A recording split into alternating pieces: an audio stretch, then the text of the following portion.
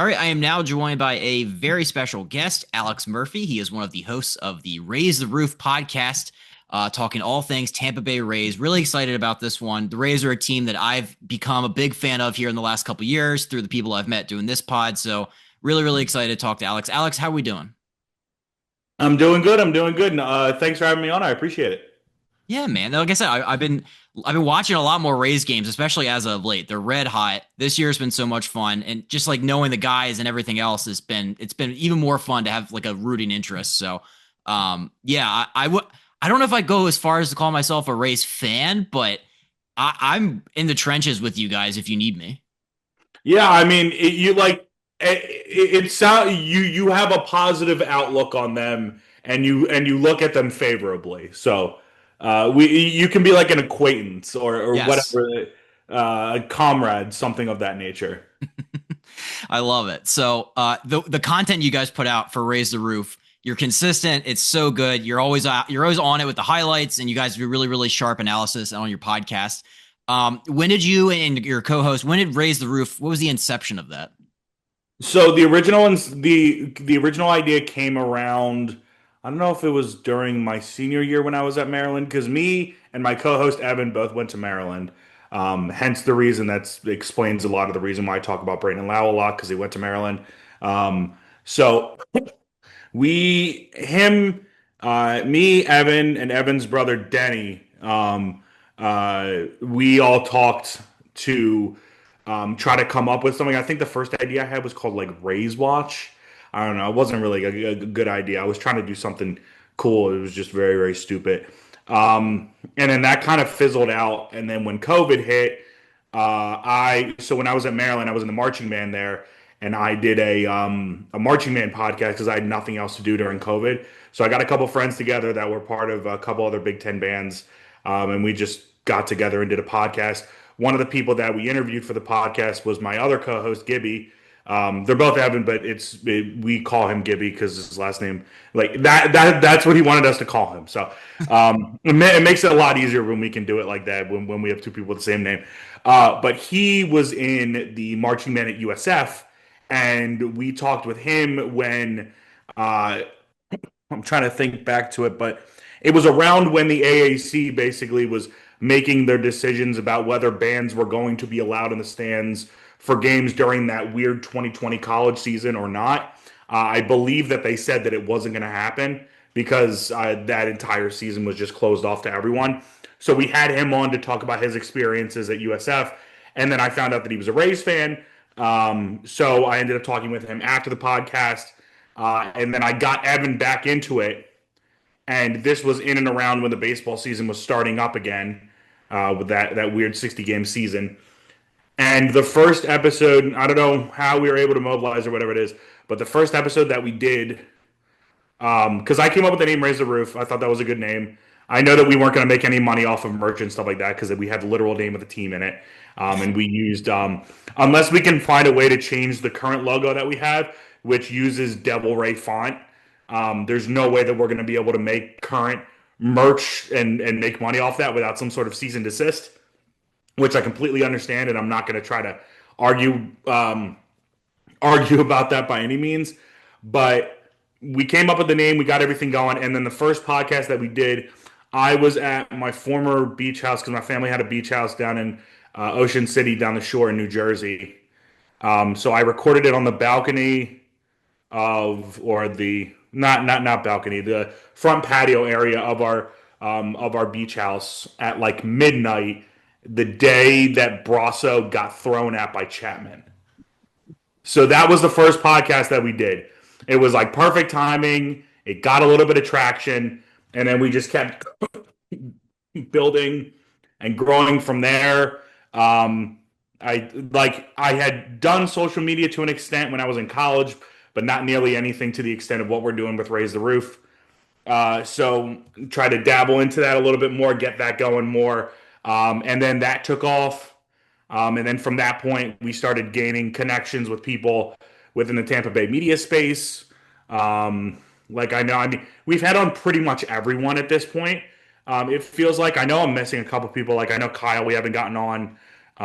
Who else? We got on Mike Carnes this year, or Karens. I forget. I think it's Karens, but there was like a couple people that were like outliers that we've kind of like picked off over the over the years with this. Like I know we got Topper on for the first time this year. That was great, really nice guy. So it's like it's been like a slow, gradual thing of getting everyone included, and then we've gotten, I mean, some partnerships with some people, which has been really cool.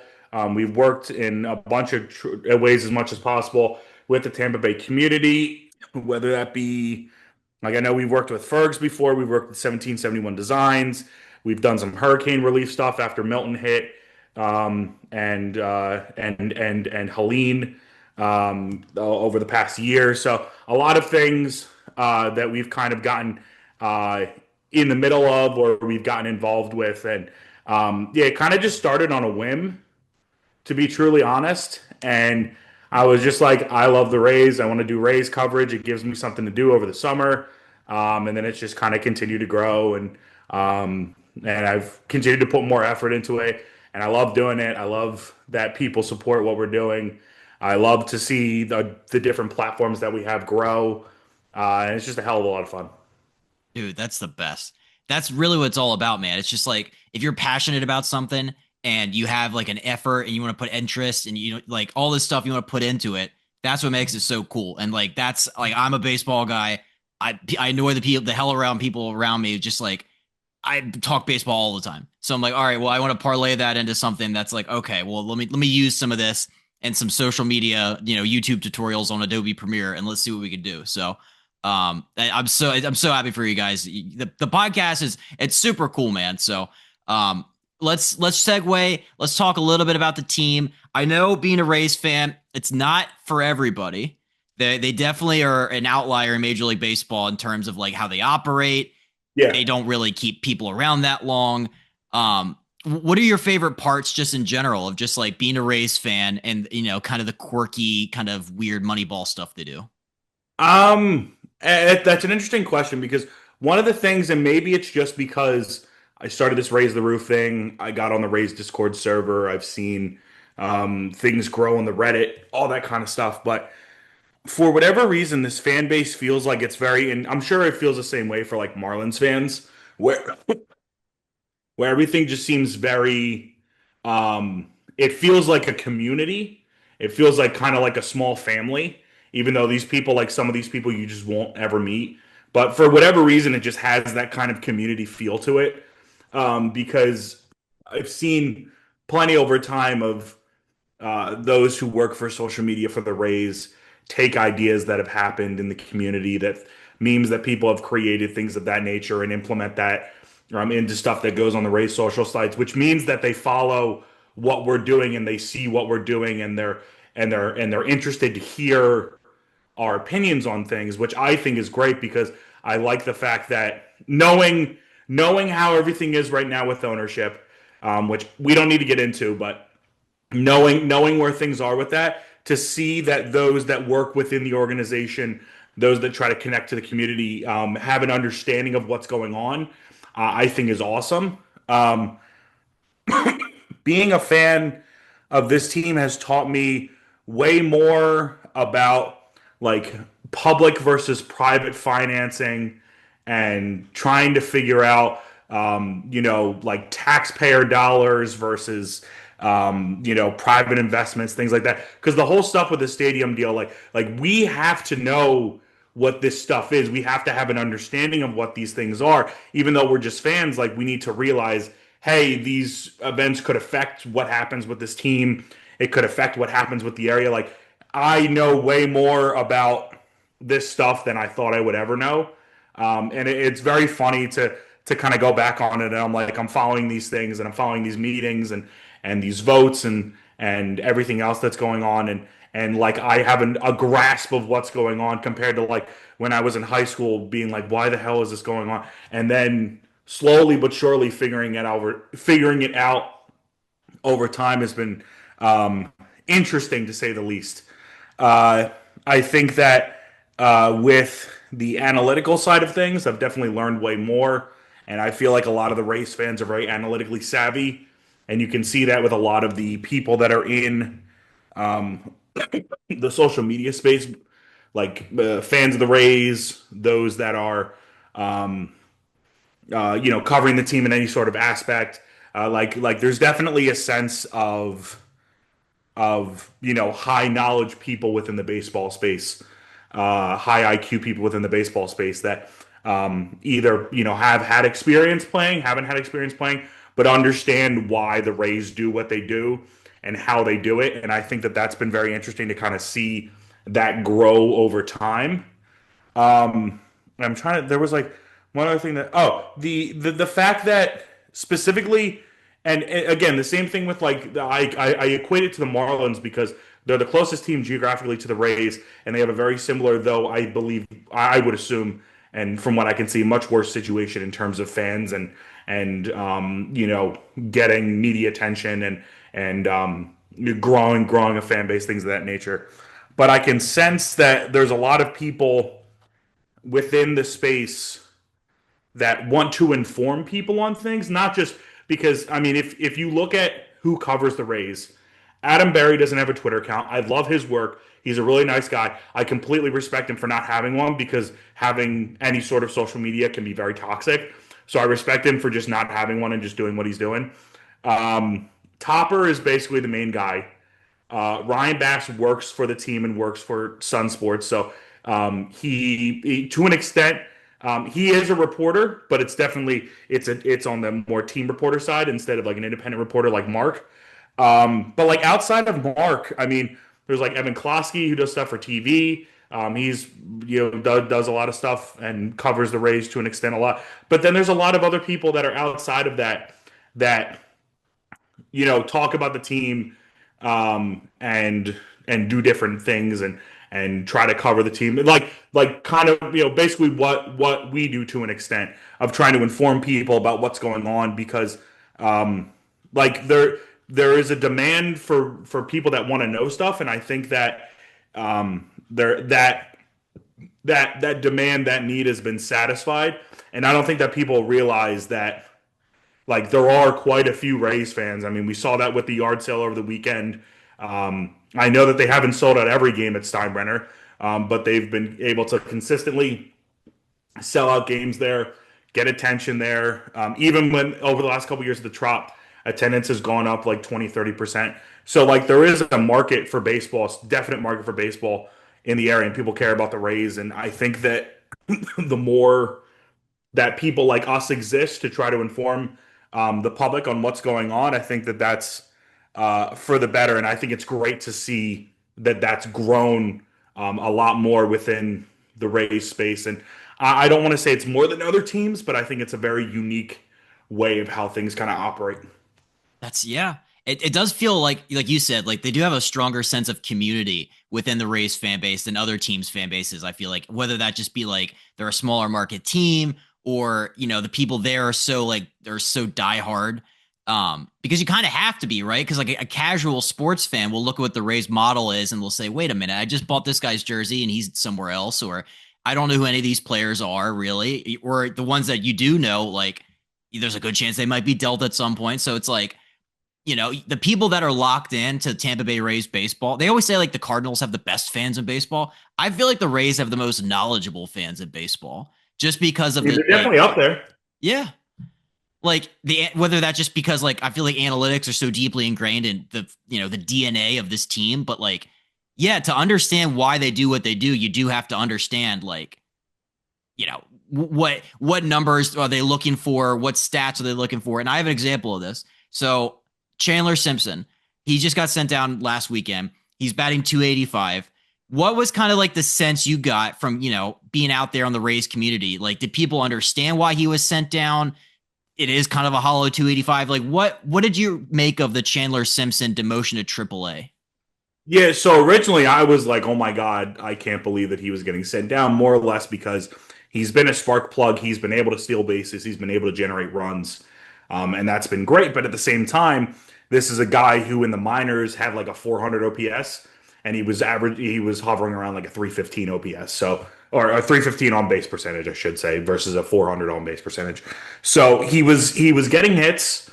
He was producing, but not quite in the same way that he was producing when he was in the minors. There were some clear flaws in his game, especially defensively, and I think that a lot of people realize that over time. Like it took a little bit for people to kind of like let the situation simmer.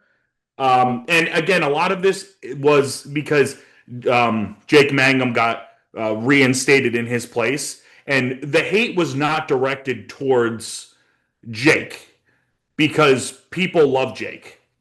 I mean, this is a guy who came in. He's a 29-year-old rookie. He's set. It feels like he's set the world on fire with the Rays.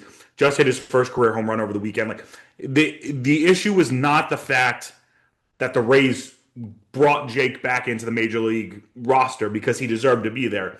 I think the issue was is that there were other guys on the roster, especially in the outfield. I know Christopher Morel was a big name that was thrown around, and there's still a lot of concern around him just because of how mediocre he's been this season. And I think that that's a nice way of putting it, just in terms of not being a productive player, not hitting for power. He's hitting like 200. He's got like a sub 700 OPS, but he doesn't have any options left. So it's like you got to get rid of him, and he's a valuable enough piece to where people will try to get him. So you have this very interesting situation. And I think that over time, people realize like, hey, Chandler needs to get some time in AAA. The defense is not there. He's definitely a liability in the outfield compared to what Mangum is and what Meisner has been this season. So like after a little bit, people were like, okay, this makes a lot more sense. Like maybe I'm not fully happy about it because I still want to see him on the roster, but like this is going to give him a chance to get everyday playing time down in Durham and kind of get things going. And I feel like that's the same way for myself. I was originally like, God damn it, like it was there like no way that you could find a way to get rid of, move someone else down if someone like if there was the opportunity to. And honestly, I don't think that there was like a feasible opportunity to. So with that being said, it kind of makes sense to put Chandler back in AAA. I think because of the idea that he's going to get better, he's going to be back soon. He just needs that time to develop to get better, and he's not there yet. Yeah, the defense thing was crazy because like, he's lightning fast and he's making like I was reading his routes and just like he's terrible and outs above average. And so if nothing else, like, we could talk about like the bat to ball skills are great. Like he's, getting these infield hits and he's beating all his stuff out. But like in the outfield, if the defense isn't there, it's kind of hard to justify, keeping him around. Like I feel like Taylor Walls is an example of like the guy. I feel like he catches a lot of flack from Rays fans, but like, God, his glove is great. Yeah, his glove is his glove is fantastic. That's never been an issue. The issue is just is that he's played in like 400 plus major league games and he's had like 1200 at bats and he's still hitting 188. Like I understand that the glove plays, and when you need like in the situation where the Rays are at right now, they need someone like Taylor Walls to be on the roster. But at the same time, the fact that he's hitting so badly and he's like, this isn't like an, oh my God, this is just happening this year. This has been like we've seen him since 2021 and it hasn't improved, which is like, that just sucks. Or 2020, whatever. It just sucks. So like at this point, we're just kind of, I mean, if he has like a good game here and there, that's great. But I feel like we're just all Rays fans are just waiting for Ha-Seong Kim to come back. And also, I mean, I think personally, and I think this is an issue because Jose Caballero has been playing. He's been kind of splitting his time between the infield and the outfield this season. I would love to see Caballero play as the primary shortstop because he's shown and he's offered way more to this team than Walls. Even though his defense isn't as good as Walls, he's still a pretty good defender. He's got 19 steals this season, which is like third or fourth in baseball. And he's got like career highs in, I think, batting average right now, slugging, and OPS. I don't think that on base is there. But like he's been like exceeding expectations across the board. So I don't know. Maybe it's just because of the fact that he kind of slots in to the outfield sometimes, but I don't know why he's not the primary shortstop, and Walls just kind of gets time as he needs.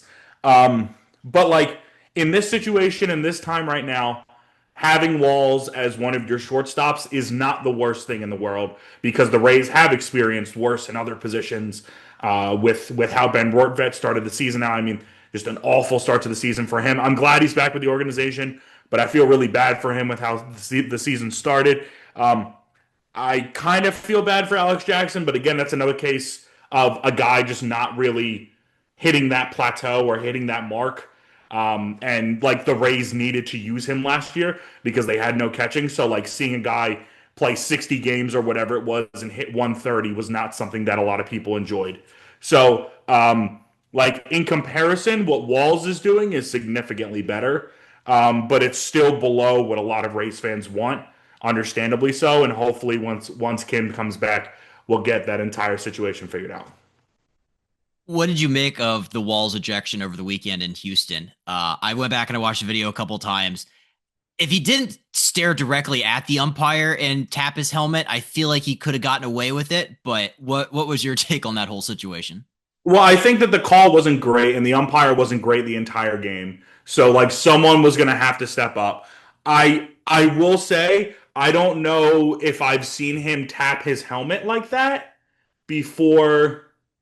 Um, what's it called? I don't know. I don't know if he's tapped his helmet like that when he's readjusted his helmet because he's done Yeah. that before. That's not like it's some crazy conniption, crazy thing.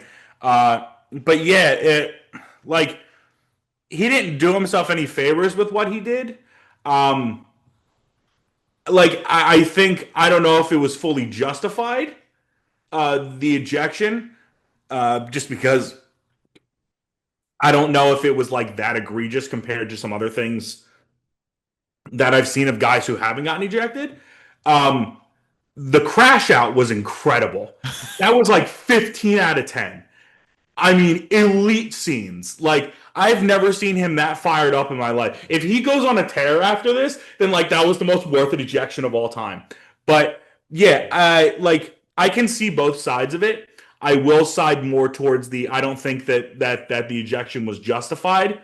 Though I like now that I've taken a step back and seen it, I have seen a lot of things that have kind of pointed me towards like, yeah, he wasn't fully innocent on it. I think there was a quote from Walls himself when he was like, I could see how it could be like perceived as me trying to show the umpire up. He's like, I went back and I looked at it. I think he has a point.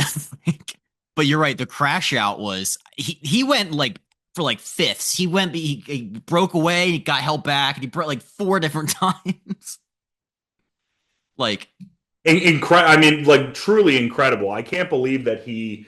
Oh wow! Breaking news: Oklahoma didn't win a national championship this year in softball. oh, They just lost. were they hot favorites? Well, they've won like three or four straight. Ooh. So this is. I mean, I know this isn't Rays related, but like this Yeah. is major sports news. Is it the final already? No, it was I think it was like it was an elimination game because they lost another game. I'm trying to go back and see. This is to everyone listening, I'm so sorry that I brought this up, but this is like major. Yeah, they've won the last 4 years in a row. So this is a pretty major thing that they Oh, lost. okay. That's kind of like Duke Wow. baseball where they lost. I think it's the right state. They didn't make a regional final for the first time in forever. So yeah, Yeah. That was college sports, man. wild. They pulled a guy with a no-no and then immediately lost after that against Vandy. Like insane. I actually when Coastal won yesterday because I need to go back and kind of do a thing of like any Rays guy who has played for this college if they've won a regional, I want to like shout him out. So Florida State's gonna be pretty easy. Some of the other schools maybe not so much. But for whatever reason, I always like Coastal's one of the first ones that comes to my head because Taylor Motter played for the Rays for like maybe one season, and there was that video of him watching Coastal win the College World Series at the Trop, which I tweeted out about like yesterday. So I don't know why he's like the one guy that comes to my head, but I definitely want to do something like shouting at all the guys that have like played for these different teams because I mean we're almost at the supers at this point, and I think there's only like I'm watching the Tennessee Wake Forest game right now, and I know there's some other games going on. So like I just think it's cool. Like a lot of these guys, they love repping the school that that they came from. So I think it's cool to, give them the spotlight that they deserve for it. Yeah, you should do like a them playing in college versus now or something, or just like have like a little side by side. I could try that. I mean, like Walsey played for Florida State, Cash played for Florida State. That would be interesting to see like a Cash side by side of him as a player versus him as a manager. Yeah. I'm blanking because like a couple like Meisner and Pete both went to Mizzou and Yep. they were horrible this year. But like I mean, there's a bunch of guys that have played in the past. I'm sure that have played for these random schools, so I'll have to figure it out. There's got to be enough guys on the board that I can figure it out. Hell yeah, dude. That's gonna be so sick. Can't wait for that. Um, Somebody involved in the Taylor Walls held back Josh Lowe. I'm the world's biggest Josh Lowe guy. I go to war for him. He's just like his 2023 season doesn't get talked about enough. Like 292, 20 homers, 32 steals, 500 slugging. Like that is an elite level player that like if I told somebody those stats like blind resume, they just have no idea. They'd assume it was like, I don't know, one of the best players in baseball. Um, Now that he's back though, how much different has this team looked and felt with Josh Lowe in the lineup? Yeah, I mean, like I know that people say like the Chandler Simpson when he came up, it's made a difference. But I mean, Josh Lowe really has been the difference maker because you have a guy like this team was slumping. Bilal was slumping. Aranda was in a slump. Meisner's still kind of in a slump, but definitely way more so like a week or two ago. And some other guys have had like Danny Jansen was in a little bit of was in a slump. This, that, and the other thing. Now guys have started to it seems like guys are peaking at the right time. Even Junior, who just won AL co-player of the week with Cal Raleigh, which Cal Raleigh leading the major leagues in home runs is the stupidest thing I've ever seen, and I love it. But that's a complete aside. So like Junior surging right now. Bilal's played a lot better recently. Josh has looked really, really good since he's come up from the IL. Like Danny's played a lot better recently. Who else am I missing? Aranda's been, continued to be consistent. Like he deserves All Star, the potential All Star nod, or should be an All Star nod. Like I would probably pick him as my first baseman in the AL. I mean, he's just been fantastic this season. So like with Josh coming back and being good out of the gates, a lot of other guys have also kind of revolved around him, and he's added another piece to the middle of the lineup, to the top of the lineup that they've needed to where now pitchers won't try to pinpoint guys. There's more guys that they have to worry about and things of that nature. And I think it's been really, really crucial and helpful. And I'm hoping that Josh continues the success because I want to see him be successful. I know watching him last year, that was definitely a pain. And again, as you mentioned in 23, like he's shown what he can do. It's not like this is some unproven guy. He's shown what he can do. This is like Aranda showed what he could do towards the end of last season, and he's finally come into the guy that all Rays fans really wanted him to be. But Josh showed that 2 years ago. So if he can get back to anywhere close to where that was, that's going to help out this team tremendously if they want to go on some sort of a playoff run. Absolutely. Yeah, just everything, the little things he does, like the speed on the base paths, like, working at bats, the power obviously is still there. So, yeah, I think the Rays lineup, it's significantly deeper with him in there. I wanted to talk about Caminero for a second because, like, for years he's been this like top 5 prospect in baseball. He's still only 21 years old, but seeing what he's done this year, like you just said, co-AL player of the week, like, is it crazy that he's just now like scratching the surface of the player he can be? Like, how excited are you for the next like 5 to 10 years of Junior Caminero? Oh, I'm really excited about it. And I think that, again, like there's going to be growing pains with a guy that young. It's just kind of a guarantee. And we've seen that with guys like O'Neal Cruz and Ellie De La Cruz and like Jackson Holiday when he first came up. I know, what is it? I mean, Gunner's having a little bit of struggles this year. Adley kind of is having more of that. Like guys have struggles. This isn't some crazy concept, especially young guys who are still trying to figure it out in the bigs. So I think that what we're seeing right now at a junior is really like we're not even close to where he can be at this point. And like this is still really good junior. I mean, he's still got a sub 800 OPS, which like is kind of shocking considering the the where he's gone in the last like week or two. So there's still ways away for him to go. I think he's played really, really well at third base. I think he's shown a lot there. I know there was that game in Houston a couple days ago where he made like two jumping catches and looked really, really solid. So, like, he's shown that he can do that. The speed's definitely a concerning because, especially because of the fact that he's leading the major leagues in double plays by quite a wide margin right now. Him being able to leg out, try to turn a double play into a fielder's choice. Would love to see more of that moving forward. But I think overall, I mean, like he's a special kid. Like I know there's going to be because of the fact that he's another young star on the Rays, there is going to be immediate comparisons to the other person. I don't need to say his name, but the other person that Yeah, exists. we know who That it is. is yeah, there's going to be immediate comparisons. And I said this before the season started, especially after watching him play in Lee Dome and hit that homer in the ninth inning, the grand slam to help them win the Lee Dome championship. I could sense that there's something different about him that I didn't see with number five. Number five, I could tell he was a lot more to himself. He was a lot more of like a me guy.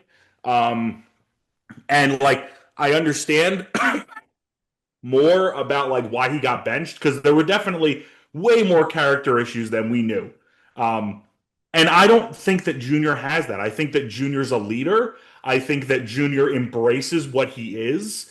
He's not shy to be what he is. And I'm not saying that number five, he definitely embraced who he was and he wasn't shy about it. And that showed up a lot. But like Junior just feels like someone who's a lot more of like a team guy. He's a lot more of like I'm gonna go try to pal around with my buddies. I'm gonna go try to hype some guys up. Like I mean, he was crying tear. Like this is a summer league, or sorry, a winter league in the Dominican. Dude was crying like he just saw like his baby get born for the first time. Like his first child come out the womb.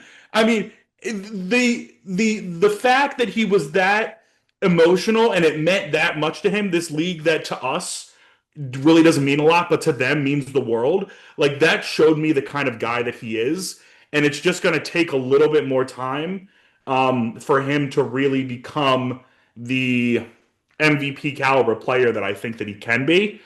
But like even him right now is still like a top 30, top 40 player in the league, and like he's not even close Yeah. where he can be, which is it's insane. And I keep forgetting about the fact that he's 21. Like nuts. It's insane. I saw a quote from him because I was reading about like the Rays beginning of this year, they went through that rough patch, and Junior just seems like a worker, man. He was like, I came in on my days off to get extra work in. Like, I'm not afraid to put in all the effort. And you're right. He does sound like a great clubhouse guy, too. So that's kind of refreshing, I feel like, to have a star that's like, you know, personable and willing to, mix it up and do all that kind of stuff. I had a question for you because I feel like I come at this with like a different angle because like I'm big fan of him, but what is the Rays finger on the pulse with Pete Fairbanks? I know he's kind of been up and down. Like as a whole, do the Rays fans like are they liking what they're seeing this year, especially like what's the finger on the pulse of Pete Fairbanks right now? Yeah, I think Pete, I mean, he's definitely like, and he's been like this for years where it's like, you don't know what Pete you're going to get when you're on the mound, or when he's on the mound. And I'm not saying that's a bad thing, but there's definitely like nervousness that sets in when he, steps on the mound. Just because like he could walk a couple guys and then get two straight strikeouts and a ground out and then the game ends. Or he could, walk a guy, give up a double, that guy scores, and then like one or two more runs cross. Like it's, I mean, he definitely he knows who he is. He's reined in his pitches enough, but there's still a little bit of wildness in him, and I think that like to an extent, I think Rays fans like that, but there's also a sense of unpredictability that I don't think that Rays fans fully love and enjoy. Um, I like I still trust him enough to be the closer of this team because there's other guys that haven't fully shown that they can do it yet. Like I think that everyone thought that um that like Usaida was going to become that guy this year, or was going to be morphed into that guy or molded into that guy, and he hasn't looked great at all. Monty's still Mason Montgomery is still working his way. If he wants to get there, he's still working his way to that point. A very very young guy, so there's a lot of things that need to be honed in. But he's got the speed. He's got the the talent is not what's being disputed. It's the control. It's the can you be a dominant pitcher in the bright lights? And he hasn't fully shown that yet. I think Manrod, I wouldn't put him anywhere close to being a closer, and that's not a knock to him. I think he works better as a setup man than he does as a closer. I like him way more in like a seventh, eighth inning role than I do in a ninth inning role. And then the other guys like Kevin Kelly is like a sixth, seventh inning guy. Garrett Clevenger will come in seventh, eighth inning. I don't really see him as a closer. Um, Eric Eric Orza, or however the hell you say his name, his last name, the guy whose last name sounds like a pasta. He has looked fantastic. Like he's kind of, I think he's going to become, and I don't want to try to jinx it, but like he's showing me signs of what Usaida did last year. So like maybe he'll morph into Usaida's role if he doesn't, step up and get back to anywhere close to the form that he was in 24. So they've kind of found some guys who have been good. Some guys maybe are getting prepped to potentially take Pete's role because I don't think that he's not guaranteed to be here forever. I think that there's still there's still a leash on him. And I like his time is going to come at some point for him to leave the organization and get traded, whatever it might be. I don't know when that is because I don't have enough of a pulse to understand whether they want to keep him or not. I think right now they need to keep him because they don't have another closer situation figured out, and I don't know if they're going to have one figured out by the end of the year.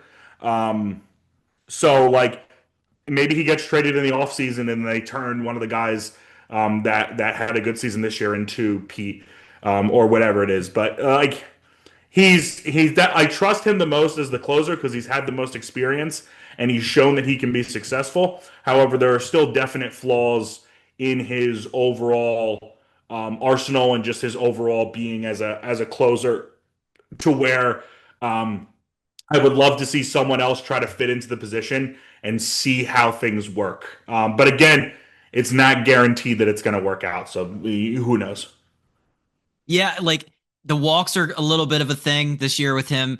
The velo's still great. He's working on that changeup as a third pitch. Like I'm seeing him strike guys out with it low in the zone. So like I think that's exciting to see him add a pitch at 31 or whatever he is. Like still constantly adding. And plus, like Kyle Snyder as a pitching coach. Like I'm so jealous. Like I want Kyle Snyder to be the pitching coach of like my favorite team, just because like I feel like you said, like you just listed everybody in the bullpen and kind of like their level of trust in what leverage you feel comfortable. But like I like the way he's able to work with guys. Like I was down in spring training 24 and like Pepio is just going off. He's like, I've been here like 2 weeks and this Snyder guy's incredible. Like I'm a big fan of what they have cooking pitching wise.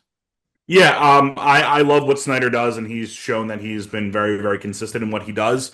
I also and like speaking on that, the starting pitching has started to turn a corner in my opinion. I want to get and I've been saying this for the last couple of times because he's been very good consistently lately. Zach Littell has quietly been the best starter in this rotation. And I say that not because of the fact that he's the best guy, but because of the fact that he was probably the odd man out coming into the season had Shane been healthy. Now that Shane's not healthy, he turned into the number five. I think he's number four, number five. I'd probably put him as a number five. So he was the odd man out. He was the expendable guy. He's the guy that turned into, or I mean, he was what Tyler Alexander was, and he was what Aaron Savali turned into, which is not what anyone wanted, but it is what it is. But like he blows both of them out of the water. Like he's nothing flashy, but he just threw the first complete game for the Rays in like 4-5 years. Like he eats innings, he puts up quality starts. He's not striking out a million guys a game, but he's getting pitch to contact, getting outs, keeping the Rays in games. Like last year, he put up like a 3.6 ERA. This year he's got like a 3.8 right now. Um, just very consistent starts out of him, and I think that's been great. And I mean, we've seen better starts recently out of Pepio. We've seen better starts like yesterday out of Taj Bradley. Was it fantastic? 7 innings, 10 punchies. His ERA is now below 4. Love to see that. So like guys, I think are starting to turn the corner, which is great. And I don't know if that's a Snyder thing, if that's just like they worked themselves out from how the season started. But there's a lot of positives in the rotation that are starting to reveal themselves as June rolls around. I love guys like Zach Littell because you're right. He leads the team in innings. I feel like he's 6+ every single start. And for a lot of years, like your older, like veteran innings eater type guys in the rotation, kind of in the back, in DC, Patrick Corbin, like those guys never get any love. No, nobody respects innings and quality starts, but Littell's the guy. And it's so cool that he bounced around a little bit. Last year he was rock solid, and this year he's doing the same exact thing. 100%, 100%. All right, I had a couple last things for you. Steinbrenner Field this year. I think you had a pod with somebody who's like been to Steinbrenner Field and just Yeah, yeah, Taylor. She's been there like so yes. much. Okay. I, I I, wanted I, to I would consider her the ambassador of Steinbrenner Field, the fan ambassador. I mean, at this point, like I can't think of how many games that she's been to, but she's probably been to like 75% of the games. It seems like. wow. Okay, this is good because I was reading around like Reddit and Twitter and all this stuff, and I'm just like trying to get a sense for like what people are feeling like now that the weather is turning. Though I feel like it's gonna be a problem. Somebody was like, "It's so hot, I just can't even do it." Like, what do you think the season will hold as we get a full season of outside baseball in Tampa? Like, do you think it'll be positive results? Like what's your sense on how you think the rest of the year is going to play out stadium wise? Well, I think that now that we're hitting the summer, again, the Rays purposely front loaded the season because they knew how hot it gets in the summer. And we've seen day games that have existed already. And we're like barely in June at this point, but games that have already existed that like people just don't show up to, like definitely not a sellout. Like, I don't blame people. I mean, it was like, what was it? It was like 89 was the game time temperature with like a feels like of 102. Like that doesn't sound like fun. And the way that Steinbrenner is designed compared to some of these other spring training ballparks, because not all of them have roofs, and the Steinbrenner definitely does not have a roof. It has areas that are more shaded, because of how it's designed. But like there is no roof to overhang anything Yep. of that nature that protects the fans. So like if the fans want to go somewhere, they either have to like go under those like weird canvas protected things out in right field, or they go under that ledge in left field, or they just go in the concourse. Like other than that, there really isn't a lot of places for people to find shade unless you're in a shaded section, by however that works. Because I think it's more towards the third base side, is where more of the shaded seats are, if there are shaded seats. But like, it's not like when you're sitting at home plate or whatever it is, it's shaded. It's like you have to be like the top 10 rows back to get even, to get a chance of that existing. So I do wonder how that's going to affect things. I know that games are going to be later in the day, to my knowledge, during the summer. I believe that they're still playing day games. Honestly, if I was the Rays, and again, this could be me just forgetting about things, but like if I was the Rays, I would definitely consider just making every game a night game. Like I understand even the Sunday games could be tough, especially for kids when you like go back to school. But now that it's the summer, like there is no reason for them to just not put every game at night, knowing how hot it gets.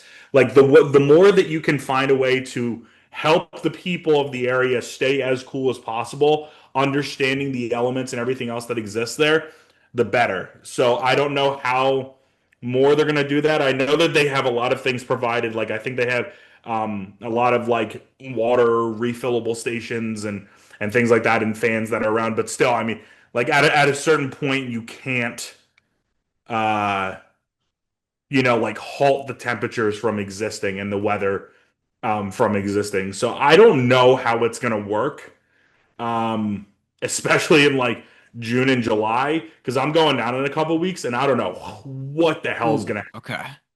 Definitely. Yeah, I would love to hear some of the reports live from the Yeah, if fields I there. don't come back, then that means it wasn't a good experience. Or you just like you have like eighth degree sunburn. Just Yeah. I'm not looking forward to. So I don't like genuinely, I don't know what's going to exist and how things are going to play out because even at night, like the humidity and where the weather is going to be is still going to be very warm.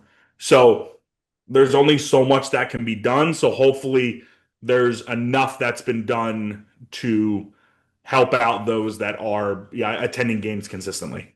I think they moved start times. It's like 7:30 is the nighttime start time now. I feel like that should be an 8. That should be an 8 p.m. I don't know what like logistically, maybe it's something having to do with like the area around it, but well that's the other thing too cuz like at the beginning of the season like March and April, the weather's perfect. Fans are packing the Stein or whatever they call it. Like do you think that has shown that like that part of the Tampa Bay region should, I mean, that should really be where any kind of future Rays, I know they're going back to the Trop, but like that should be the future of the Rays is in Tampa. I don't know, and the reason why is because I don't know what's happening with this franchise moving forward. Like I thought I had a pulse of like there being some teams or some groups in question that were putting in offers to buy the Rays and offers potentially being accepted. Now that was in March. It's June now, and I haven't heard anything of that since that point, and I don't even know if any of that was real. Maybe it was and it just fizzled out or it didn't happen as is or what it was. But like I think that it shows to Major League Baseball to an extent that if they wanted that like if there was an ability, if there was space and land available to build a stadium somewhere on the Tampa side of the bay instead of St. Pete, that it's a viable thing. It's more than a viable thing. I understand it's only a 10,000 seat stadium. A lot of people have been pissed off with where the prices have been, especially those who bought tickets, season tickets early on, and then have looked at how expensive the games have been since that point. Because like the Rays were selling tickets for way more than what it's going on like the secondary market right now. Um, so like I mean I've already heard people that have bought season tickets that have been angry about the fact that they bought season tickets because they could have gone to games cheaper had they just gotten games gotten individual games off SeatGeek or TickPick, whatever it is. So that is something that exists, and I think that that was something that again turned some heads for people. Didn't really look favorably in the eyes of the Rays, um, or I guess how people view the Rays. So like that was another thing that was going to be a challenge was is that people knew that ticket prices were going to go up because of the situation, because of the fact that the Trop didn't exist. They were going to have less seats. They were trying to recoup funds as much as possible. In the back of my mind, I didn't think that the where the tickets were priced, I didn't think that that was going to be viable at all. Just because I knew that they weren't going to stay that expensive. Like there was going, push was going to come to shove, and people were going to find a way to get tickets cheaper because it just like with where things are trending economically, and I know that people are being a lot more thrifty and trying to keep the money in their pockets more. They were going to find ways to get in there cheaper. Um, and I know like the Rays introduced the Rays Rush tickets, which are like the $20 standing room tickets, which is great. And another thing, they've sent like all these ticket promos over the course of the season, which has pissed more people off because they're like, we could have just waited for these damn games and we would have gotten like 50% off. Like they're doing it's like 3 games for $99 over the summer. There's a way for like kids to be able to get in for free for one of the series. It's like if you buy like one adult ticket, you get 2 child tickets for free. I don't know if that's just one series or if that's for multiple things. Like a bunch of things have popped up because I think that the Rays have realized that like, hey, we made the tickets a little bit too expensive. Let's try to find a way to push that back a little bit. I mean, even at the yard sale, which um, I have a lot of thoughts about the yard sale. It was handled not great. I'll say that without going into major detail because I know I'm going to try to talk about it on the podcast because it was unbridled chaos. I'll say that. Even though I wasn't there, I've heard plenty of stories from people about it. Not good. Um, there, it was like you would put in like a $20 donation. You'd get a bag. You could fill the bag up with whatever you want, and along with getting whatever the heck you wanted, you got two ticket vouchers to a game coming up. And there were, to my knowledge, there really weren't any big restrictions. Like there, I think there was the Dodger series was included, the Yankee series was included. So like you spent $20. It was basically $10 a ticket because you got two. And it like I'm sure that if you wanted to just not buy anything and just buy like 5 bags, you could spend $100 and get tickets for 5 games. So that's like essentially that would have been like 10 tickets if you like 5 games, but 10 tickets between them. For So the big series too. yeah, yeah. To my knowledge, the big series were included in that. So like even with that, they found ways of trying to help the fan experience, the ticketing experience, be better. Uh, so that's been like something that's kind of grown over the course of the season because again, they've realized that I don't know how quickly they realized it, but definitely there was some realization of like, hey, these tickets are definitely expensive, and we need to find a way to make them less expensive. Um, so I think that was the big hurdle coming in. It's not as much of a hurdle now because ticket prices have gone down through the promotions or secondary market. Parking's still like $30 if you park in the actual raised lot, but if you park outside of the raised lot, there's parking options that are cheaper that are like right nearby. So that's not the issue, or at least I don't think that that's the issue.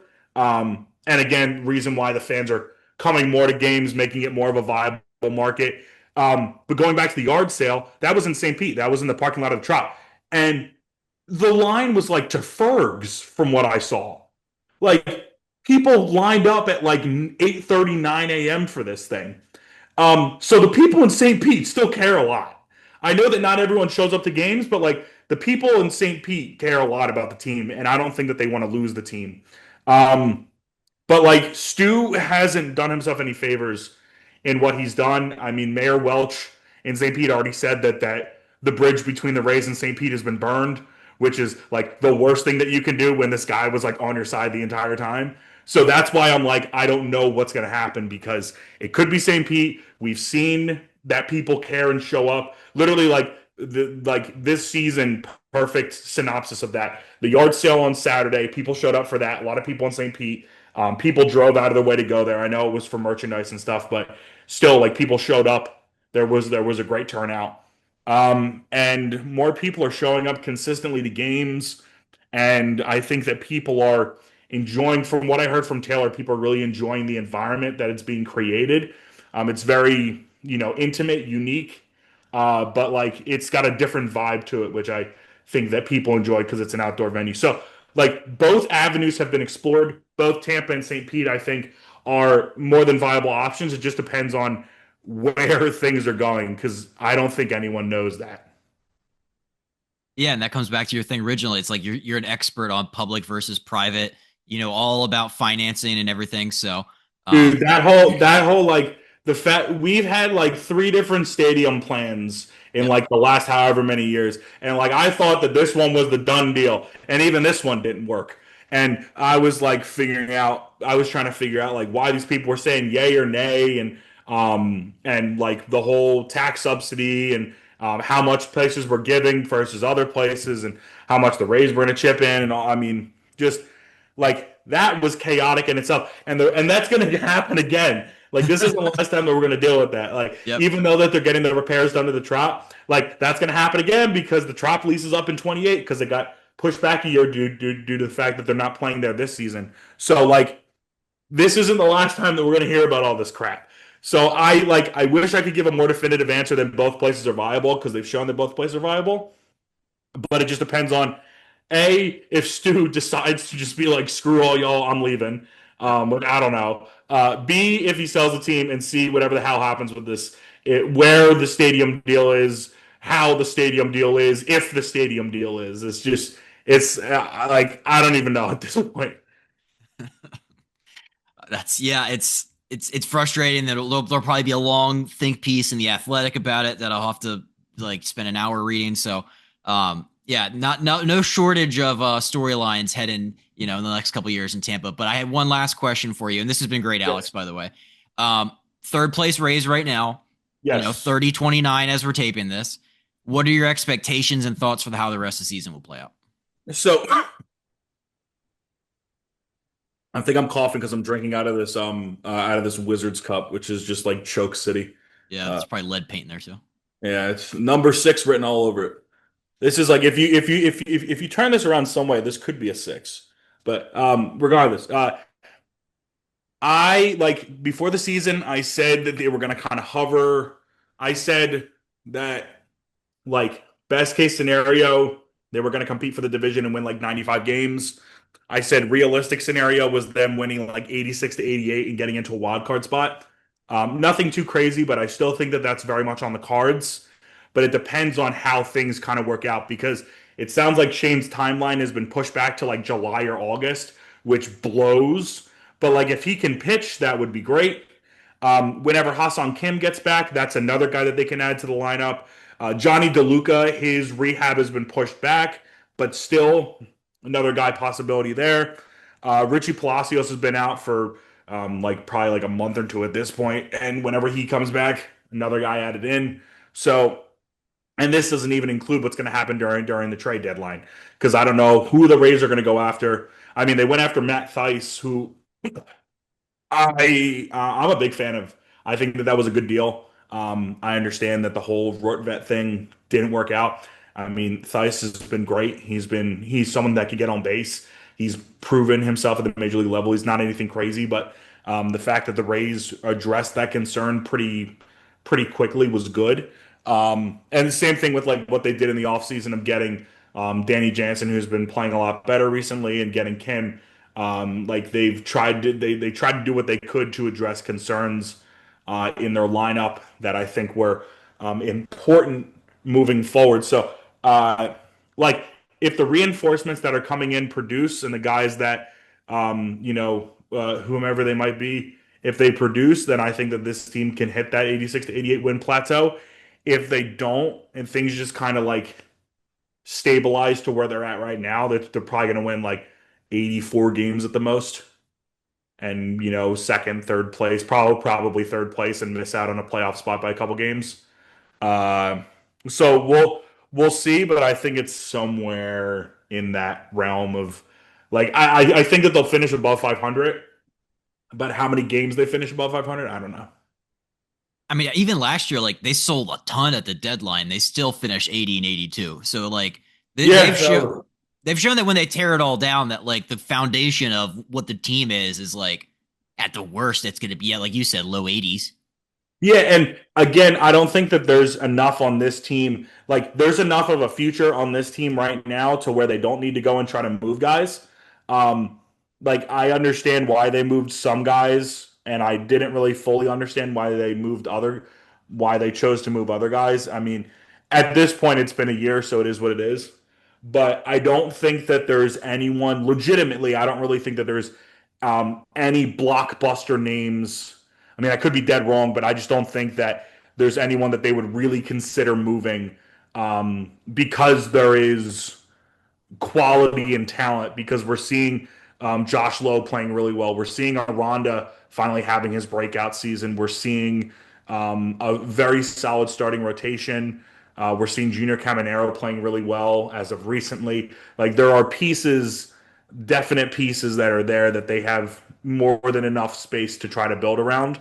And I don't think that like the Randy move, which I am still pissed at the Rays for that, because I woke up. This is a complete side story, and I'm sorry if I'm talking too much, y'all, but I woke up at like 1:45 in the morning somehow, and I looked on my phone, and it said that he got traded at like 1 a.m. And I'm like, you son of a bitch! How the hell am I supposed to sleep now? Because Randy just got traded in the middle of the damn night. Like that, like if he would have gotten traded at like 4 p.m., I would have been happy with that. But no, they had to do the blockbuster trade at 1 a.m. because what's his face out in Seattle is a piece of garbage and decided to stay up on. I mean, what's that, like 10 p.m. Pacific time? So it's not even Yeah. late for them. But like, oh my God, that was infuriating. But yeah, like I don't think that those kind of trades and that kind of magnitude of those trades in terms of the names that they were moving. I don't think that that's going to happen because I think that there's enough stable pieces on this roster that, and especially like in the rotation, you have a lot of guys that are under contract, a lot of guys that I think that the Rays are going to rely on more moving forward. Pepio, Boz, Bradley, whenever Shane comes back. I mean, even Littell right now is basically a piece that they're going to keep. So like there's pieces that and Drew Yeah. because they just re-upped him. So like there's pieces there that they're going to keep and rely on that I don't think I think that we're past the big moves. We're past the Glass now getting traded in the offseason. We're past the Randy getting traded during the at the deadline. I think we're past that for now. Because I think that they're trying to build for the future and they're waiting on Carson to come up. They're waiting on Chandler to come back up. They're waiting to see what happens with Xavier Isaac and Trey Morgan, and whatever happens with Dominic Keegan behind the plate. So like there's guys that they're waiting on, and there's guys that they're comfortable with on the major league roster to where I'm personally not expecting the blockbuster big name gets traded here type thing. I feel like, yeah, also there's like a finite, like I feel like you can't just do that every year. Like at some Yeah, I point. mean, like I think that like the biggest name that I could see feasibly moving would be Yandy. Just Mm, because Yandy hasn't been the guy that he was in 23 since that point. He's shown glimpses of it, but like he's not gotten back to that point. He's getting old. He's still under contract, but like his contract a little bit higher. But he is kind of aging, and we've seen Aranda playing really well. So that opens up a spot at the DH for someone else to kind of slot in there and do stuff. So I think that if they were going to move someone, it would probably be him. I think that Bilau's too valuable at this point. yeah. And like I don't think that any other team sees the worth that the Rays have with Bilau. Like I don't think that any other team would see the same sort of worth in him that the Rays have. So I think that he is not a name that could be moved. I would be more confident in saying that Yandy would be traded than Pete would be traded. So like if there was a name that I would pick, it would be Yandy, and then like Pete would probably be second if there was going to be a name, but even I'm not confident in that. I love it. Let's keep Pete and St. Pete. That would be great. I mean, he's been there for 7, 8 years now, and Bilau's been with the Rays since. I mean, he got drafted in 2015. He made his debut in 2018, so he's been there for like 8 years. So like kind of sneaky, couple guys that have been here for a while that like you wouldn't think that have been here for a while. Yeah. No, you're absolutely right. Again, Below, he a Terp. Um, all right, man. Well, this has been incredible. It's been so cool just like hearing the passion and the knowledge you speak about the Rays with. So I'm really glad we get a chance to do this. You know your shit. It's really refreshing to hear somebody talk about a team like this. So thanks again for coming on. Check them out. Raise the Roof podcast. It's been such a great, like, they do crush it on social and check them out wherever you get your podcasts. So